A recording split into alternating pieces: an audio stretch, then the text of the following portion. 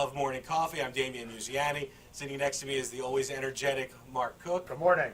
And with us today, we have a really, really great treat for you. Seeds to Sow International is a wonderful organization that helps women and children in Kenya. Ellen Ito joins us on Morning Coffee. Welcome to the show. Thank you very much. I'm very flattered to be here. Oh, you're welcome. This is awesome. Seeds to Sow. This is like yeoman's work. This is great what you guys are doing over there. So let's give everybody the background and the foundation of what you guys are doing. Great. So Seeds to Sow International, we are a nonprofit organization, and we focus on improving the lives of women and girls through access to education and skills training. We work in rural communities in Kenya right now. There are many other parts of the world where this happens as well, but in Kenya right now, where girls are married by 12 or 13, there is a practice in some of these areas of female circumcision. So if a girl wants to stay in school, she needs, or not get married at 12 or 13, she's got to be able to pay for her education. So our programs address that access to education and also teach women and girls skills that they can use to then earn income as well. That's fantastic. And this all started with a girl, I think her name was Agnes, you said. Yes. So tell us her story. Yeah, we have a couple of different programs. So we have a program called the Enki Soma program, which is a beading program. And we were there working on a sewing program. Agnes had been disowned by her father because she refused to be cut. She refused to be circumcised. She was going into 8th grade at the time. And as a result, because she refused getting cut, her mother and her siblings and herself were disowned by her dad. So they were beading in this traditional Maasai style as a way to earn income. Well, they're very remote and very rural, so they had a hard time selling the wristbands. So when we were there working on our other program, she came to us and said, "This is my situation, I'm selling my wristbands, will you buy some?" And we were so taken with her, we said, "Give us everything you have. Yeah, Let's buy see all what of we can them. do with it. We'll Yeah. sell them alongside of our bags." And in a few short months, we raised enough money through the sale of her wristbands to put her into her first semester of school. Wow. So we reached back out to her and said, "We want more. We're coming in. We're coming in January. Make us as many as you can." And as a result, we now have 22 girls who are in school because of this, who've been able to say no to girl-child marriage, who've been able to pay for their school fees, and the program is continuing to grow. We have another community where we're doing the same thing, making their traditional craft of banana leaf animals. Wow. So, Can I see that? That is sure. that's made out of a banana It's leaf? actually made out of the bark of banana trees and sisal fabric, or Wow. pardon me, Wow. sisal fiber. Yeah. And so we sell these and the wristbands here, again, as a way to pay for school fees. Wow, this is fantastic. Yeah, I mean, just I mean, to be able to do this, and they just churn these out one Yeah. after another, right? I know you're wearing bracelets, but you also have earrings. What are some of the other types of jewelry Sure, that so, that are? necklaces, wristbands, earrings, we have beaded bags, Wow. wallets. Wait. So, hang a minute. So this is just the design that's on. So Yeah. you get a bag that's already existing, and you do the bead They on make it, the or bags. really? So this Yeah. this came from Kenya. Yes, this came from Kenya. Wow, Yeah. fantastic. So- I mean, this is it's amazing how this cause has grown, and it's especially endearing because for a lot of these women and children, it sounds like it's an incredibly difficult life that they have living in Kenya. Yeah, so when you figure that in some of these areas, people live on less than $1 a day. So getting basics like soap, right, much less food, is really challenging. So the idea of being able to send a child to school where you have to pay tuition is a big deal. And research shows that with education, and in particular the education of girls, Mhm. improves the outcomes of a community because their children tend to be healthier. They tend to be able to generate more income for their community. And so our focus is really on helping some of these girls become educated so they can then educate their community. That's great. And you've got a couple dozen in college now, or High school. okay. For individuals who, the program is relatively new. So we started the beading program in 2012. Wow. And so we have our first set of high school graduates, Agnes, who's among them, Okay. who have gone on to either continue with trade schools or take on work. And so for us, our goal at a basic level is to get these girls through high school. Mhm. Because in Kenya, with that high school education, they're then able to advocate for their rights and then develop other work. It sounds to me, just based on Agnes's history growing up and with the situation with her father, it sounds like opportunities are also tough for women even if they graduate. Yeah, so this is the reality in these substance farming villages. There's not a lot of work, right? There just isn't the type of work that we're used to. Right. So for men and women, it's difficult to find work. And part of what we are trying to do is help these communities that are undereducated advocate for themselves. So for example, one of the villages that we work in, where Agnes comes from, totally rich in natural resources. Well, there are foreign corporations coming in and doing deals with the locals to use those resources that are not always good for that community. Right. And through education, we are seeing that the locals are then better able to advocate for themselves and participate Right, in right. that commerce. They might Better decisions. They might say no fracking in my street in Yeah. Kenya. Yeah. No. Or they might say, if you're going to draw from my local water source, you're going to pay me for that. Right. Or the returns on what you sell off of our land are going to be bigger to us, so we can fund our schools. And this is where I think we in the Western world forget that, we get a lot of products in these areas that may not have the most friendly practices for the communities that they come from. Right.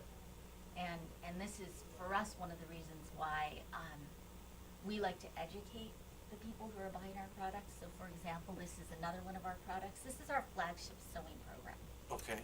So we decided to do a sewing program because sewing is something that people can do with electricity or without. Yeah. And it's always needed. Are you gonna open that? Yeah. Let's see. So this is, the product itself is just the bag. It's donated fabric from here in the U.S. About that. It's upcycled, and we use them as bags for presents. We sell them here, and the returns then go to the women That and is the girls in our Yeah, program. that's really cool. really It's, it's upcycled, so we're not using paper. Right. And we use this as a basis of a training program to teach women how to sew, but then they also learn other entrepreneurial skills. Yeah. So the women who've been in our program now for 4 years, are now learning how to source local material. So it's supporting their local community. They're learning how to make other things, school uniforms, sweaters, so that they can not only support themselves, but also support their communities. But we use this as a launching pad for them. Yeah, and that's just amazing. The type of ingenuity and really artistic talent that these girls have. We want to learn a lot more. We're up on a break though, so just hang in there with us for 1 minute. We'll be right back at this incredible story of working with women and children in Kenya to help make their lives better. We'll be right back with Morning Coffee. Today's show is sponsored by Hargrove Demolition, your demolition experts. Hargrove is a family-owned and operated business right here in the southern New Jersey area, bringing you 45 years of demolition expertise. Hargrove has all your demolition needs, from emergency demolition service to demolition equipment rental. Hargrove is one of the state-approved recycling facilities right here in the southern New Jersey area. No job is too big or too small for Hargrove Demolition. Contact them today at one of their 3 locations. When I was injured, I couldn't play basketball for my entire sophomore year. After years of wear and tear, I knew something was seriously wrong with Deja's knee when the swelling wouldn't go down. Young athletes are still growing. They need specialized care only available here at Dayton Children's. I wanted the best care for Deja because I wanted her to return to the thing that she loves to do, and that's basketball. At Dayton Children's Sports Medicine, we're treating tomorrow's champions. Right care. Right now, Right here. Dayton Children's. Just right for kids. When it's time for Jersey Mike's to make a really great sub, this is what we do. It's what we've been doing. It's what we've always done. It's what we'll always do. So what are you doing? Jersey Mike's.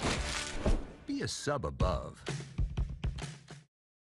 Today's show has been sponsored by Farmers Insurance in Voorhees, New Jersey. To protect your assets and the people you love, call Mike Skoranek, your local Farmers Insurance agent, at 856-336-2553. We are farmers. Bum, ba-dum, bum, bum, bum, bum. If you haven't been to Speed Raceway, what are you waiting for? You want to live fast? You want to make every second count? Then grab the family. Round up the guys. Speed Raceway is 100,000 square feet of excitement, whether you're a kid or a kid at heart. Speed Raceway is the place for endless fun all summer long. Log on to speedraceway.com or just get here now. Welcome back to Morning Coffee. I am Mark Cook, sitting next to Damian Musiani, and we are continuing here on the Radio Vision Network with Ellen Ito from Seeds to Sow. Ellen, in that first segment, I learned all about what you guys are doing over there, and this is such awesome, awesome stuff. But I have a question before we jump any further. This is like such a game changer, right? Did you meet any opposition? Did you meet anybody saying, hey, we don't want you doing this? Or are they supporting you? Or are they saying, come on, we need more of this? Are you getting both sides? Tell me a little bit about that dynamic, that aspect, maybe what's happening behind the scenes. Sure, yeah. So in the communities that we work in, there is a tremendous amount of support, which was actually surprising to us from some of the dads and other community members. Interesting. You know, at first we were a little bit nervous that this might upset the balance, and it may still, right, as some of these girls start to have more, they're more empowered. What we've seen so far for the women, for example, who've been successful in our sewing program and who are generating income, their husbands are very proud of them. Right. Because they're generating income, they're providing for their family. There's like money coming in. I mean, Yeah. we have footage interviewing the dads of some of these girls, and we say, how do you feel about these programs and about educating your daughter? You know, you're putting off their marriage, you're not getting your cows or your dowry. And they say, oh, this is good, because if they become educated, they'll come back and take care of us. Right. What about Agnes's dad, your flagship So, seamstress? Yeah, so Agnes's dad, he is not generating the benefit from her because he disowned her. Okay. So there's not a lot of, we don't talk with him. We talk with her mom a fair amount, who is very proud of her. And Agnes is very proud of what she's been able to accomplish. But because she's disowned, it's not as if she's giving back directly to her dad. And now I don't want to go too far away from really what we're talking about, but that's really interesting to me. So is he still in the same village? Yeah. Do they see each other and he's like, stay away? You Like, know, is it? It's interesting because when she first refused to be cut and didn't go the traditional route, she was seen as a pariah. Right. You know, girls would spit at her as Outcast. she walked. Yeah. She was a dirty girl. Hester Prynne. Yeah. And now, and we're seeing this more and more with more examples of girls saying no to being cut and getting educated, as she walks down the street, girls are like, you know, I want to be like her. Yeah. Yeah. And so it's something that's a really positive role model for them to see that, you know, you can make a choice other than what your tradition is, walk the line, provide for yourself, and make a different life that is as successful. It's so inspiring. Like every morning you wake up and you get to like change the world. You realize how amazing that is, right? Well, you know, one girl at a time is kind of the way we see it, one stitch at a time. It's okay. It can be really overwhelming because there's so much need, and we can't be everywhere. And so part of our goals is to continue to grow the organization. And one of the most beautiful aspects of this entire process is that you're utilizing talents and skills that were kind of already there among a lot of the women and children. How did sewing become a part of that culture? So sewing or the beading aspect? The beading aspect. So the beading aspect, this is a traditional Maasai craft.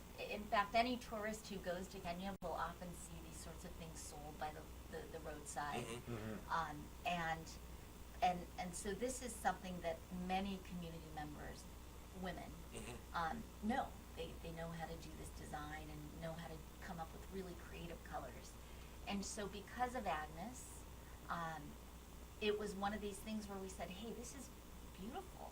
These are great. You know, let's take the best aspects, you know, this being a very beautiful aspect of their culture, and expose it and let people understand the benefits that can come from this. Right. So it's, you know, it's one of those things from our perspective where it's part of what their culture has been. Many, just like the sisal, Sure. the banana leaf. But there's so many who are not exposed to it. Let's take it beyond the side of the road Yes. and bring it to Yes. bring it to America. Bring it to America, yeah. Well, I see. Like they scream Native American to me a little bit. Like, right? They Am do, I on right? to, I'm on Yeah, to something they, with that? They are, right, they do. I mean, if you didn't know, you might think, oh, this is really interesting. You know, Native American, you see more turquoise. Right. Yeah. Well, I was in Cancun a few months ago, and the Mayans could have never come up with this. I'm sorry. They built pyramids, but this is. Dude, their calendar didn't even work, right? Well, no, it worked. It was the end of the year, end of the Mayan calendar. Now we're in the next, went as far as it could. Yeah, but the world was supposed to end, wasn't it? 2012? How did we get onto this? I know, but Well, we're talking about the Mayans. It was the end of the long calendar. Would you rather talk about the Incans? But and then you flip the page and it's the next. You start over again. How far ahead do you want them to go? Well, I thought that the world was supposed to end in December of 2012. Oh, Did you see that movie? They say that all the. Yeah, but Nostradamus said that like 17 times. Anyway, we're getting Eventually he'll be right. Which is great. How can you say I was right? The world's over. All right. Thank you for humoring me, Ellen. Sure, We sometimes go on a tangent. I apologize for that. Let's talk about what's going to be happening in the future. You've got so many success stories now, but I feel like you have just scratched the surface. That's how we see it. Yeah. So, we're relatively new, right? So what we wanted to do was kind of do proof of concept. Is this going to work? If we start working directly with some of these girls and women, how are we going to work logistics? How are we going to get stuff here? How are we going to produce enough to meet the market? Mm-hmm. We have a good understanding of how long it takes for the wristbands to be made, for the bags to be made, for the animals. We have a sense of our costs. Mm-hmm. We know our costs. So now our focus really from end of 2015 forward is to drive the market here. We know how operations work in Kenya. We know how to duplicate operations in new communities. In fact, we have a group of emissaries from Hopewell Valley Central High going to implement a new sewing program for us in one of the villages. So we have a good sense of that. Now we are really working on driving the market. What retailers might be interested in selling some of our product. What is the best way to get this out there on the internet to drive sales? Because the more we can sell, the more we can provide to our participants, and the more participants we can bring into the program. Well, I'm glad that you're here because, hopefully we're helping get the word out. But once you do get the word out, be ready. Oh, yeah. Because people are going to want to be involved in this. This is changing so many lives. This is like really important to be involved in. No, we're seeing that firsthand. So we started, we sell at farmers markets, we sell at gift fairs, we sell online, and the feedback we get from our customers is so positive, not only for the products themselves, but for the impact they know that they're having on lives half a world away. Yeah. And there are profiles that are being updated on our website. They're not up quite yet, but they profile some of our participants in the program and how it's actually made a difference. Not only for them, but for their families. And that's fascinating. We want to get more into that, and we'll definitely cover all that, and how you can also get involved with this organization as well. We'll be right back with more Morning Coffee right after this. Saving your business money is as easy as 1, 2, 3. Tanker Consulting Services, a payment solutions expert, will show you how with a free, detailed, written analysis illustrating your cost savings. We usually uncover savings between 10 and 25%, and sometimes more. We can help your business succeed by providing reliable and secure merchant payment solutions such as merchant services programs, point-of-sale systems, and ATM machines. TCS, one of the leaders in regional credit card processing consulting, offers electronic payments to merchants locally and nationwide through our preferred vendor programs. We work to keep business costs down with a comprehensive suite of quality products, services, and customized credit card processing programs exclusively tailored for your company. TCS is convenient, reliable, and innovative, with customer service available 24/7, 365 days a year. Our in-depth industry knowledge, partnership strategy, and innovative processing solutions allow for a specialized approach to providing merchant bank processing with 100% full fee disclosure. TCS is one-stop shopping for all your merchant services solutions. Our clients save money 100% of the time. Trust Tanker Consulting Services, the knowledgeable, professional, and friendly provider of secure payment services. We set the standard by which others are measured. Call now for a free written analysis. 609-922-0201. Yeah, welcome back to Morning Coffee. Mark Cook sitting here, Damian Musiani sitting there, Ellen Ito sitting over there, and we are continuing to talk to her because we are talking about Seeds to Sow. And I want to give everybody the website. You're going to be getting all the information in a second, but seedstosow.org. If you're like watching and you want to open up another tab, go to seedstosow.org. You can get all the information. And just to let you know, the easiest thing to do for Seeds to Sow is to click on the donate button and give them some money. If they're a nonprofit organization, you can write off whatever donation you give them, but every dollar that they get really goes a long way. And I'm looking at both cameras so that it doesn't matter which one is on. You will see what I'm saying, and I am saying click on seedstosow.org to donate button and give us some money. You're welcome, Ellen. Thank you so much. Every little bit helps. Yeah, so you have an awesome story that I know that Damien is ready to jump into here. Well, you were telling us during the break about this girl, Beatrice, Yes. but by all means, start over for our audience. Sure. So Beatrice is a woman, a girl who was married very young, was cut, was 24, 25 when she came to us for our sewing program. She has 5 kids. She came to the village where we operate in from another village where she was married to where she is married. Her husband drank a lot, like many of the men there, would abuse her, which is a very common thing. Domestic violence is a very common thing in the community. And they weren't making any money. They had no source of income. She was washing clothes for, 5 shillings a day. So she heard about the program, came into the program, and when she first came in, she was so nervous, like so many of our participants, because sewing is a man's profession. And the idea of learning something like that is so monumental. Shaking, really nervous about learning to sew. We come back a year later, her whole demeanor has changed. She's looking us in the eye, and she says, I want you to film me. I have something to tell you. So she's wearing her best Masai dress, and this video is actually on our website. And she says, she's telling us about the program, and I asked her, how has this impacted your life? And she says, well, I've now earned income, and I'm putting money down on land. And That's amazing. She's going to be a landowner? Yeah. She is a landowner now. Oh, wow. That is amazing. Yeah. So we asked her, I said, what's going to happen? Is your husband going to come with you? Will he continue to be mean to Right. you? And she said, oh no, he respects me now. He knows that if he needs something, he can call me and I can give him money.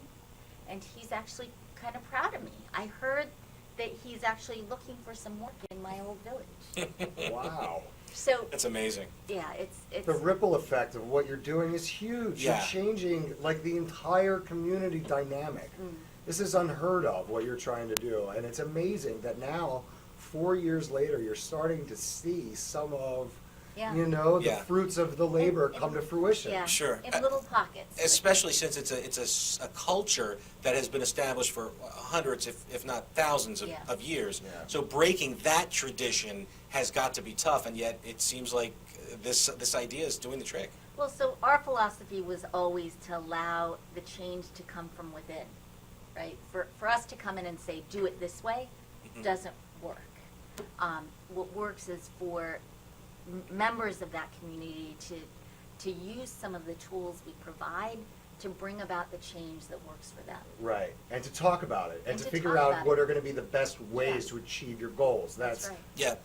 That's the best part is the open communication and trying to change the mindsets because you know, you like Damien said, you're breaking down years and years and years of learned behavior, basically. Yeah.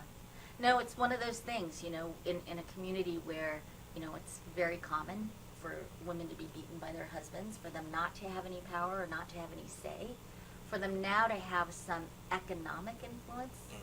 It's allowing them to decide where they're going to put those resources and how they're going to help their community. That is And, awesome. I I was going to give you like an LL Cool J lyric there. The man, love LL Cool J. you know, the woman never made the money. The man. Wait, It's the man. Mama said knock you out. The money doesn't make the woman makes the money. Right? Yeah. Something like that. I guess so. All right, never mind.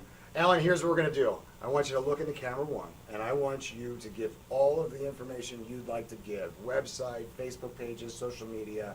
Yep. Let's get people involved in Seeds to Sow.org. Let them know. Yes, so it's www.seedstosow.org, and it's SEEDSTOSEW.org.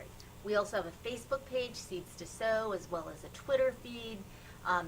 We have an online store so you can purchase products like these. These are great for the holidays, birthdays, whatever. I use them when I travel. I put my underwear and my socks. We have smaller bags for jewelry. These are great for little gifts for people, kids, adults. Yeah. We have them all sorts of different figurines. The beads as well, they're unique. They're made by the girls in our program. They directly fund their education. They make great gifts as well. Every single purchase of a product goes to directly benefit the women or girls in our program. And we can tell you exactly who made what and how it's benefiting them. This is part of the appeal that we see in being a grassroots organization. We know every single participant. We know exactly where the proceeds go. And in turn, we can then inform you of who you're benefiting. So go online, check out the stories, check out the profiles, check out the product, donate fabric, donate money. Every little bit helps. That is awesome. Her name is Ellen Ito, and let me just tell you, folks, everything great starts in New Jersey. We are changing the world. That's what we do here. And Ellen, we wish you the best of luck with Seeds to Sow. We hope everybody out there gets involved. Seedstosow.org. Thank you for spending a few minutes with us this morning. Thank you. Yes, thank you. So we got to take a quick break on Morning Coffee, but stick around because we're going to be right back.